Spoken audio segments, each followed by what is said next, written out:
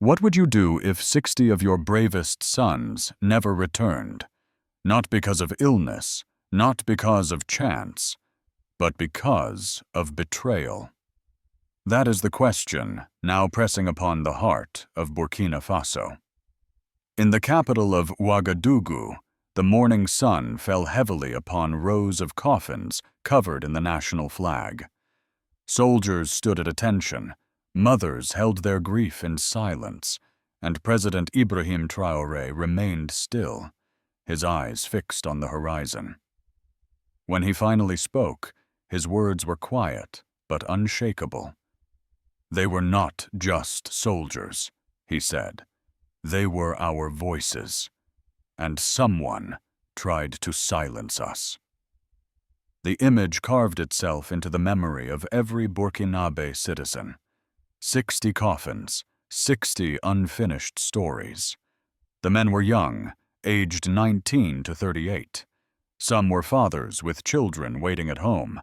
Others were barely adults themselves. All were guardians of remote villages fighting on the fragile frontier. Their ambush came at 4:38 in the morning. Communications were cut within minutes. Their defenses collapsed before reinforcements could arrive.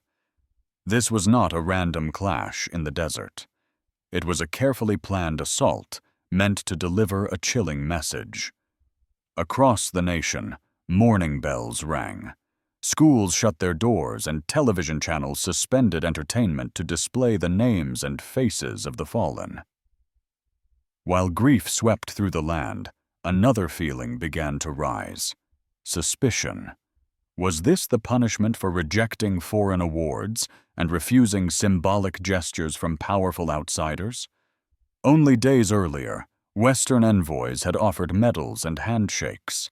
Traoré had turned them down. Now 60 of his men were dead. Was it simply a cruel coincidence, or was it retribution? The silence in Ouagadougou was more than mourning.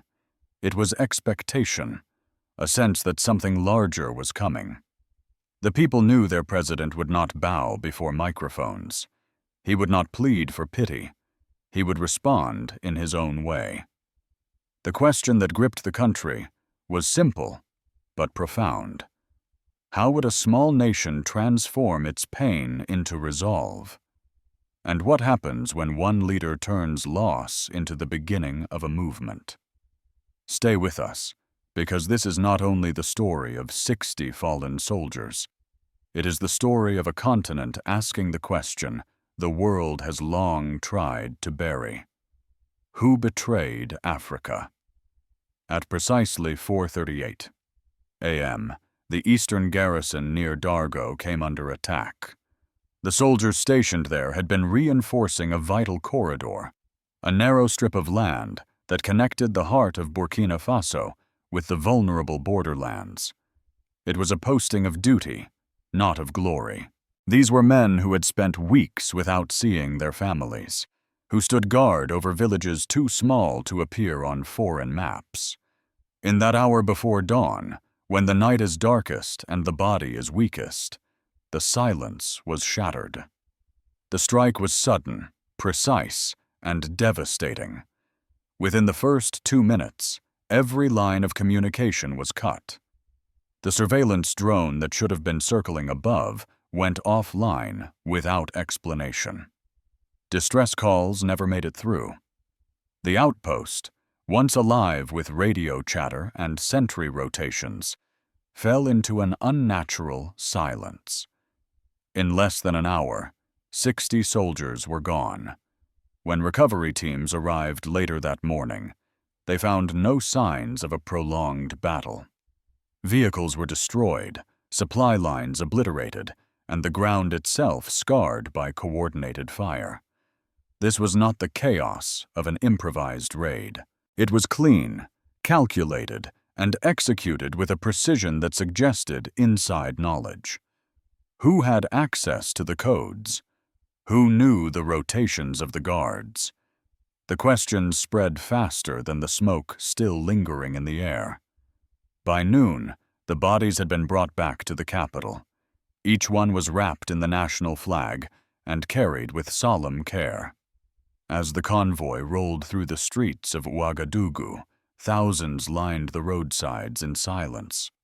Women held their children close, elders removed their hats, and young men clenched their fists.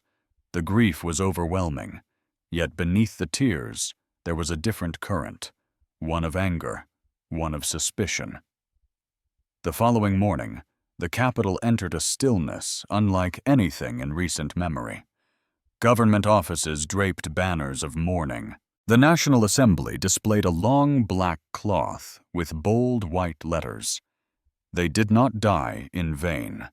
Schools across all 13 regions were closed, and public television stopped entertainment programming altogether. Instead, portraits of the fallen appeared on screens, names, birthplaces, and ages.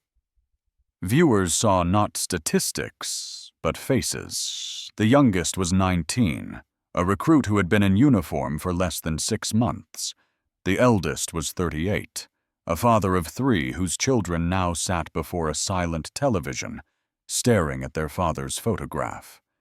In mosques, churches, and markets, the same question was whispered. Was this merely the cruelty of war, or was it punishment? 4 days earlier, President Ibrahim Traoré had turned away a delegation of foreign envoys. They had come with medals, with promises of partnership, and with the polished language of diplomacy. To many, it looked like a generous gesture. To Traoré, it felt like theater. He refused. No medals, no staged photographs, no hollow pledges. The rejection was bold, and for some, it was dangerous. Now, 60 men were dead. Could it really be coincidence? In Bobo Dioulasso, elders at the Grand Mosque gathered in prayer. Yet outside, the conversations were sharp. "So this is the price of standing straight," one man muttered, pointing to the radio reporting the ambush. No one disagreed. At the University of Ouagadougou, students covered the walls with graffiti. "Our dignity has a price, and we are paying it." Across the nation, people began to connect dots, whether true or not, between the rejection of foreign honors and the blood spilled at Dargo. The president himself did not indulge in speculation. Behind the walls of the palace, he remained calm, but his calm was not passive. He ordered quiet changes in the command structure, reassigned units, and directed engineers to move drone assembly equipment closer to the frontier. To the public, his silence was a mystery. To his closest advisors, it was a storm-gathering strength. One of them described the atmosphere inside the palace as controlled fire. Yet silence could not erase suspicion. Who benefited from this tragedy? Was it foreign governments seeking revenge? Was it proxy groups armed and trained from abroad? Or was it local traitors selling secrets for money? The people demanded answers, but none came quickly. On the streets of Ouagadougou, the mourning continued. Posters of the fallen were pasted to walls, carried in processions, and held up by children too young to understand the full weight of sacrifice. In the barracks, soldiers sharpened their resolve, their fists clenched tighter as they watched the faces of their brothers replayed on the evening news. And still the central question remained. Was this attack a strike of opportunity, or was it a message sent in blood? In the silence of mourning, Burkina Faso waited for its leader to decide how to answer. In the days that followed the ambush, grief did not fade. It transformed. Across Burkina Faso, mourning gave way to determination, and President Ibrahim Traoré was the one who carried that transformation forward. He did not choose to make speeches filled with anger. He chose action, deliberate and carefully planned. While the world debated whether the tragedy was the result of chance or sabotage, he began laying the foundation for something far larger. One evening, under heavy guard, Traore traveled to the outskirts of Ouagadougou. There, hidden among the overgrown fields, stood a decaying industrial complex. The structure had once been alive with noise during the Sankara era, a place where machinery was repaired and ideas of independence thrived. For decades it had stood abandoned, its steel beams rusting, its floors covered in dust. Many saw only a relic of failure. Traoré saw the beginning of a new future. He walked slowly through the vast halls, his hand running along the cold walls, his footsteps echoing in the emptiness. With him stood engineers, scientists, and military planners, all summoned to witness what the president intended. Traoré turned to them and spoke plainly. "We build here. We build now. And we build with our own hands. No foreign blueprints, no foreign instructions, no foreign oversight. From foundation to finish, this will belong to Burkina Faso." The words carried weight. They were not a command alone. They were a promise. Within 3 days, the first shipments arrived at the facility. Trucks carried composite shells for unmanned aerial vehicles, alloys designed and perfected by Burkinabe metallurgists working day and night in small workshops. There were no imports, no foreign contractors, just the knowledge and resilience of local scientists, miners, and engineers. University students abandoned their regular coursework to join the effort. Computer science departments became hubs of innovation, their laboratories alive with the sound of keyboards as students wrote algorithms for drone detection and signal encryption. Retired soldiers came out of civilian life to provide training for the younger generation. Farmers contributed their knowledge of terrain, teaching scouts how to read the land, how to move silently, and how to use nature itself as a shield. Traditional hunters, whose families had tracked animals for centuries, taught reconnaissance tactics that no foreign manual could offer. The movement was not framed as revenge. It was framed as preparation, as the architecture of deterrence. Traoré called it Operation Culpelgo, borrowing the name from a traditional fortress-building technique of the Mossi kingdoms. The choice of name was deliberate. It reminded people that their ancestors had once defended their land with nothing but courage, intelligence, and determination. Now, with technology, the same spirit would be renewed. The mandate of Operation Culpelgo was sweeping. Its first goal was to create a state-funded drone program designed and built entirely by domestic scientists. The second was to integrate artificial intelligence into border security, allowing the nation to detect intrusions in rural areas where traditional radar systems failed. The third was to establish decentralized tactical units across all 13 regions, ensuring that no community would ever again be left defenseless. Community halls were converted into readiness centers. The same stages that once hosted dances and celebrations now displayed tactical maps and defense drills. Former teachers became instructors, their chalkboards covered not with arithmetic problems, but with diagrams of communication lines and emergency protocols. Children in classrooms learned new subjects alongside literature and history, subjects like situational awareness and basic emergency response. Everywhere, the faces of the 60 fallen soldiers looked down from posters, watching over the changes unfolding in their name. They became more than martyrs. They became guardians of a new national purpose. Families who had buried their sons now watched younger generations prepare with determination instead of despair. The transformation spread quickly. In villages that had never seen military presence, retired officers taught the youth basic defense techniques. In cities, students painted murals of drones flying above farmland, symbols of vigilance and resilience. The old and the young, the educated and the uneducated, the farmer and the scientist, each played a role. International observers began to take notice. To some, it looked like militarization. To others, it looked like survival. Inside Burkina Faso, it felt like dignity. The nation was moving from vulnerability to readiness, from grief to strategy. But the most powerful message was not in the training drills or the new drone prototypes. It was in the conviction that this transformation was not dependent on foreign hands. It was born of local sweat, local sacrifice, and local knowledge. The people believed they could defend themselves, and for the first time in years, they felt ownership of that belief. As Operation Culpelgo expanded, one truth became clear. Burkina Faso was no longer waiting for permission to defend itself. It was rewriting its own defense doctrine in real time.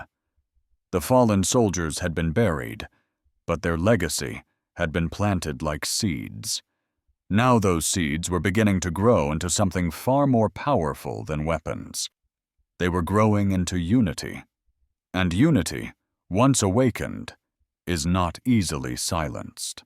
When news of the Dargo ambush and the quiet launch of Operation Culpelgo reached foreign capitals, the reaction was immediate and divided.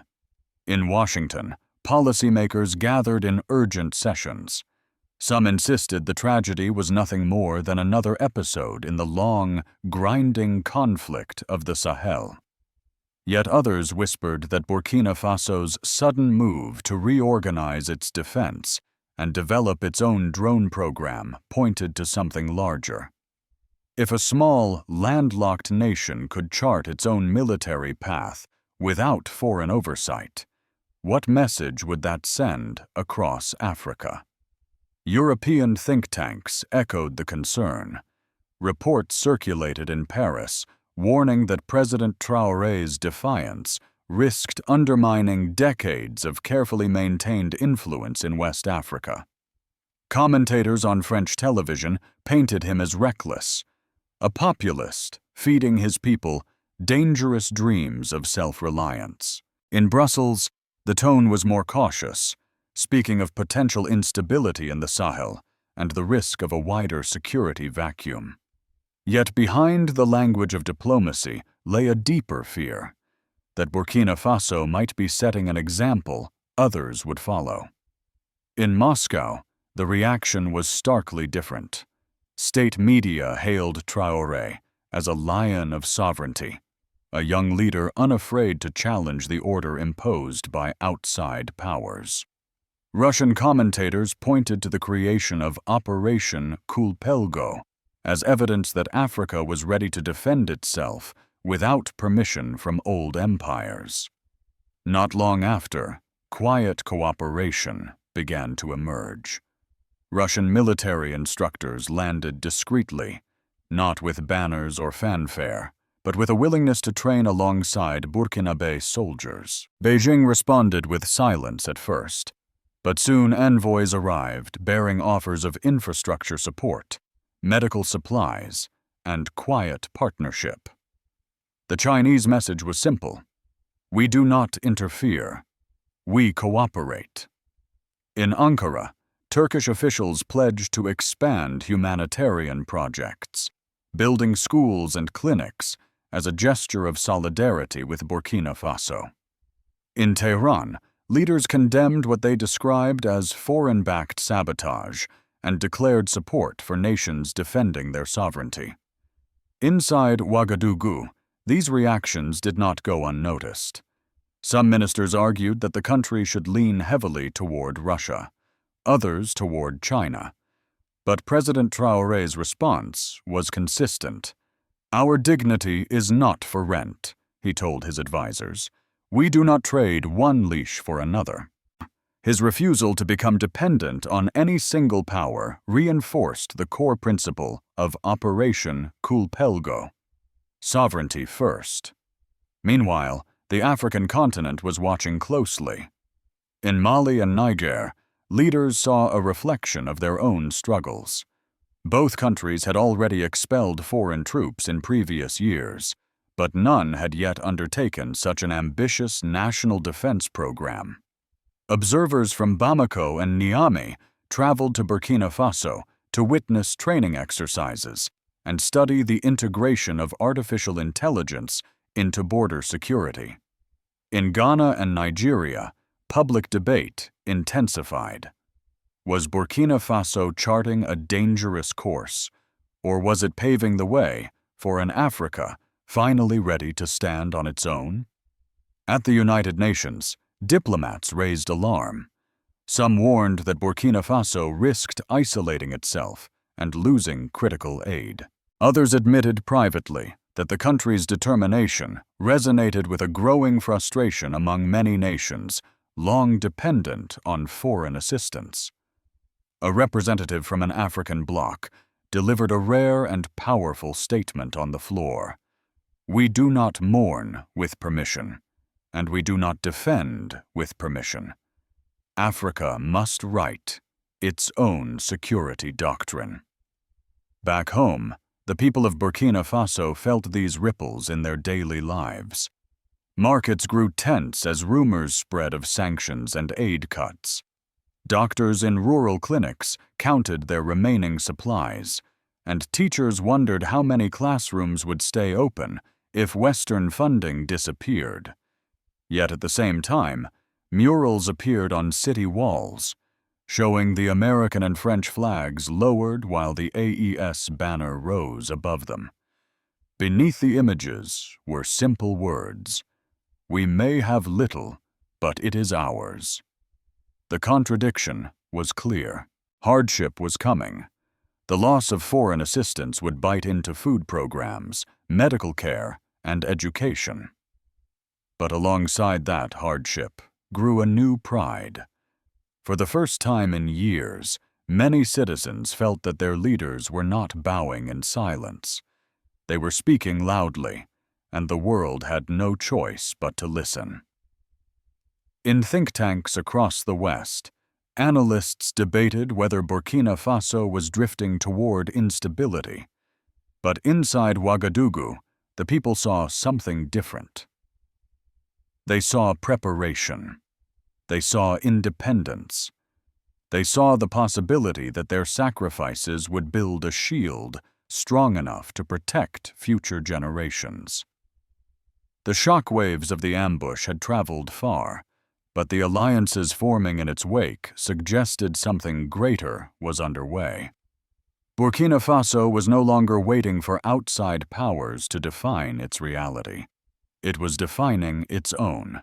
And in that choice lay both the greatest risk and the greatest promise for the Sahel.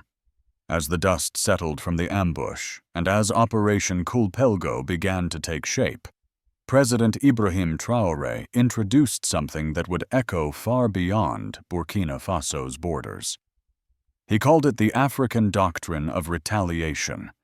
It was not drafted in foreign offices or presented through carefully worded communiques. It was born in the blood of 60 fallen soldiers and written in the determination of a people who refused to kneel again. The doctrine rested on 3 pillars. The first was total defense sovereignty. No foreign bases on African soil.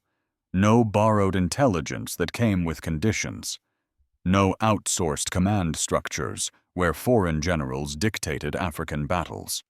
Instead, Burkina Faso would build locally, train natively, and deploy independently. It was a radical break from decades of dependency, and it struck a nerve in capitals where influence had long been assumed to be permanent. The second pillar was strategic disruption. Traoré understood that modern warfare was not only fought with guns and drones, but also with economic pressure, digital surveillance, and political manipulation. The African doctrine of retaliation promised to counter all of these. Every attempt to destabilize the nation, whether through sanctions, covert funding, or propaganda, would be met with resilience and countermeasures. The battlefield was no longer just the desert or the border. It included the airwaves, the banks, and the international stage. The third pillar was civic militarization, not in the sense of forced conscription, but in the cultivation of a mindset. Every citizen would be part of the national shield. Every school would teach readiness. Every village would have become a node in a network of vigilance. In Traoré's words, "If you aim a drone at our people, we will aim resilience back at you." The reaction in Western capitals was immediate. In Washington, the Pentagon circulated reports labeling the doctrine as destabilizing. France issued warnings that Burkina Faso was provoking unnecessary confrontation. Think tanks in London debated whether the country had crossed into extremism. Yet within Africa, the response was strikingly different. Leaders in Mali, Niger, and even observers in Chad and Guinea began to explore similar strategies. The idea of a Sahelian defensive union, once dismissed as impossible, now appeared within reach. For ordinary Burkinabe, the doctrine was not an abstract concept. It was felt in classrooms where children recited new chants of resilience. It was seen in markets where farmers pledged to defend their fields as much as they cultivated them. It was alive in murals painted across city walls where the words, "Never again," stood beside portraits of the 60 soldiers lost at Dargo. The African doctrine of retaliation was more than a military strategy. It was a declaration that Africa would no longer wait for permission to live free. And for the first time in generations, the world understood that a small nation in the Sahel had drawn a line that could not easily be erased. As the echoes of mourning faded into determination, one truth became clear. The ambush at Dargo was not just a military loss. It was a spiritual test. 60 young men gave their lives not only defending their borders, but defending the dignity of a nation that refuses to kneel. Their sacrifice has become a mirror, forcing every Burkinabe to ask, what is freedom worth, and what is the price of silence? In the streets of Ouagadougou, murals of the fallen now stand beside new symbols of resilience. Children point at their portraits and whisper, "They are our guardians." Families gather at night, lighting candles and praying for strength. Pastors in churches, imams in mosques, and elders in villages have lifted their voices together in one plea. May God protect the souls of these 60 men. May He welcome them into eternal peace, and may He guard the nation for which they fell. President Traoré himself spoke of them not as victims, but as seeds of a new awakening. They did not die in vain, he declared. Their courage will shape the future of our children.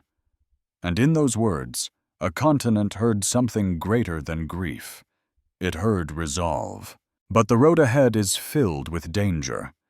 International pressure is rising. Sanctions may tighten. Food and medicine may grow scarce. The enemies who tried once will surely try again. Yet through hardship comes clarity. If Burkina Faso, a small nation in the heart of the Sahel, can stand tall, then so can others. The question is not whether the storm will come. It already has. The question is whether Africa will face it with bowed heads or lifted voices. So now we turn to you. To every viewer in the United States, in Europe, in Africa, wherever you are listening. What do you believe dignity is worth? Would you choose food with chains or freedom with hunger? Would you kneel for aid or stand upright with faith? If this story has moved your heart, share it. Speak it in your homes, in your churches, in your communities, and let us pray together. Lord, protect the families who grieve, Comfort the mothers who weep, and strengthen the spirit of a people who refuse to bow. May the sacrifice of the 60 never be forgotten. May their memory guard the soil of Africa, and may peace, justice, and sovereignty rise in their place.